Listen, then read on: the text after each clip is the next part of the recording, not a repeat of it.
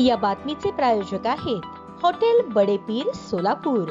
Chicken biryani फक्त 60 रुपयात। सोलापूर महानगरपालिका आयुक्त सचिन ओंबासे यांच्या नावाने व्हॉट्सअॅपवर बनावट खाते उघडून एका माजी नगरसेवकाकडे पैशांची मागणी केल्याची धक्कादायक घटना मंगळवारी उघडकीस आली। या प्रकरणी आयुक्त ओंबासे यांनी सायबर पोलिसात तक्रार दाखल केली आहे। सविस्तर वृत्त असे, एका अज्ञात मोबाईल धारकाने आयुक्त ओंबासे यांचा फोटो डीपी म्हणून वापरत इंग्रजीत मेसेज पाठवून माजी नगरसेवकाकडे 40,000 रुपयांची मागणी केली। तसेच या व्यक्तीने व्हॉट्सअॅपवर कॉलद्वारेही संपर्क साधला। मात्र संशय आल्याने संबंधित नगरसेवकाने पैसे पाठवण्यास नकार देत त्या नंबरला ब्लॉक केले। या घटनेची माहिती आयुक्तांना मिळताच त्यांनी तात्काळ पोलीस आयुक्तांकडे लेखी तक्रार दाखल केली। पोलिसांनी दिलेल्या माहितीनुसार हा फोन करणारा व्यक्ती नेपाळमधील असण्याची शक्यता आहे। सध्या या मोबाईल नंबरची आणि संबंधित व्यक्तीची माहिती गोळा करण्याचे काम सुरू आहे। सायबर पोलीस या प्रकरणाचा तपास करत असून नागरिकांना अशा बनावट खात्यांपासून सावध राहण्याचे आवाहन करण्यात आले आहे।